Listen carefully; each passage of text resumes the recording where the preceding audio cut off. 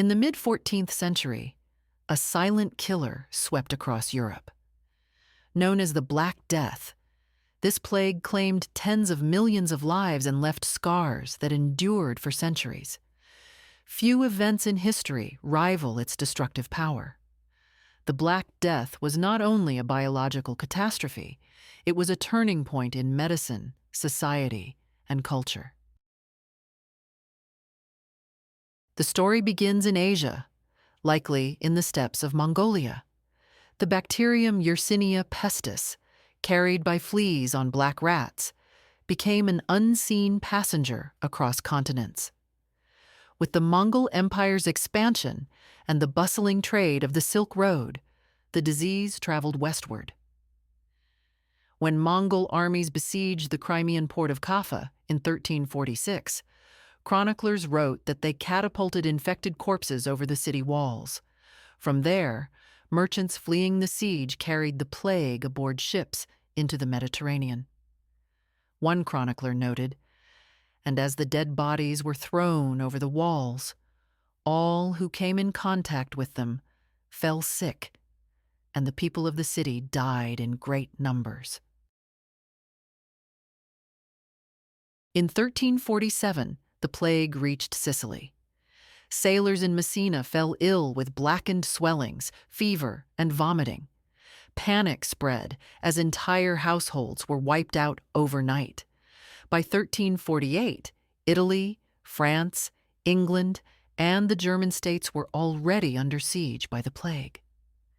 Giovanni Boccaccio in the Decameron described Florence's devastation, and in a single day, the plague carried off so many people that it was impossible to bury them, and carts were used to carry away the bodies to mass graves outside the city walls. In Marseille, a chronicler observed, "Fathers abandoned sons, wives abandoned husbands, one brother abandoned another. None could be found to bury the dead for money or friendship. No town, no village, no class was spared. The rich fled to their villas, leaving the poor behind, while priests and doctors often died alongside their communities." The plague struck with terrifying speed. Victims developed buboes, painful swellings in the armpits and groin, which turned black as infection spread. Fevers, vomiting, and delirium followed, and many died within 3 days. Medieval minds struggled to explain this horror. Some believed it was divine punishment, others blamed the alignment of planets, and yet others thought foul air or poisoned wells were responsible. The chronicler Jean de Venette wrote, "Men fell dead in the streets, and the living were so terror-stricken that they abandoned their homes, leaving the sick and dying without care. Flagellant groups marched from town to town, whipping themselves in processions to atone for humanity's sins. Fear also fueled violence. In Strasbourg and Mainz, Jews were accused of poisoning wells and were burned alive in their thousands." Each nation attempted to confront the plague in its own way. Italy, entire families isolated themselves. Boccaccio wrote, "Those who could escape the city walls did so, and those who remained shut themselves in, hoping to avoid death, but many died within their own homes." France. King Philip VI ordered public prayers and processions.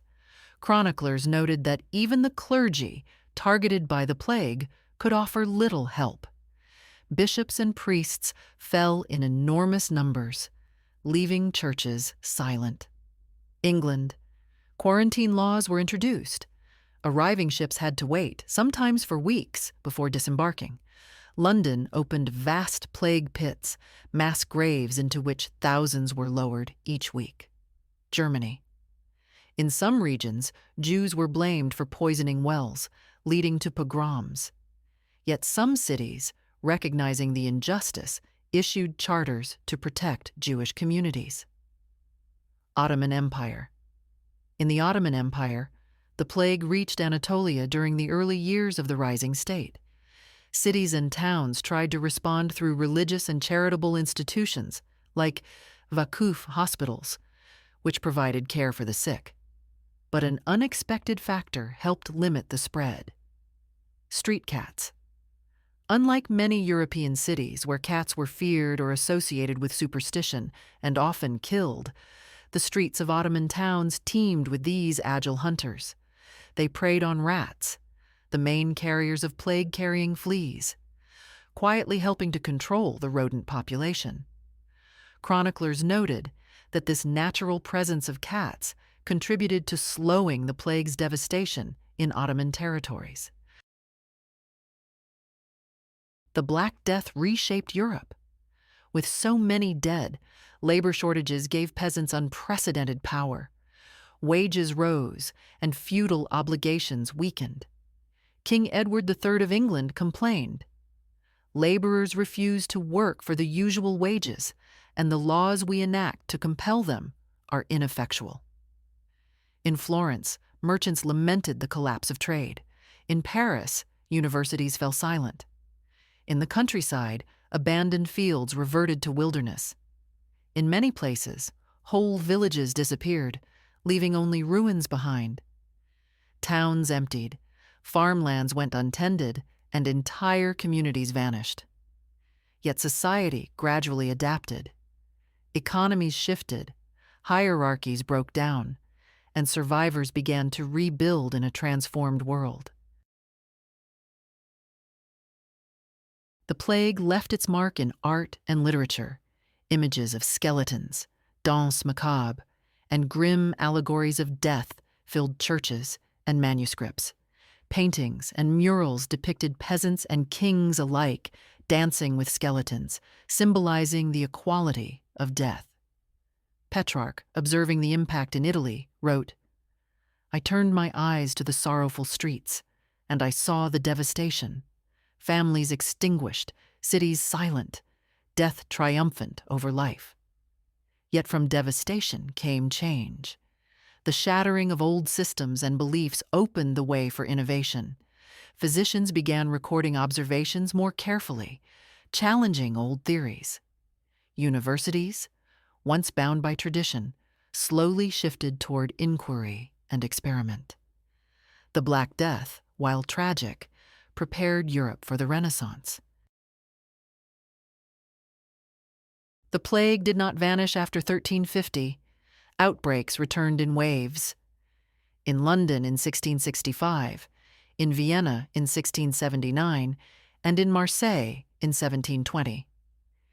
Each wave claimed new victims, though none matched the horror of the first. Yet each recurrence brought new lessons: stricter quarantines, the establishment of health boards, and early attempts at epidemiology. The idea of contagion slowly gained acceptance, paving the way for the birth of modern medicine. In England, the memory of the plague shaped labor law and social structure.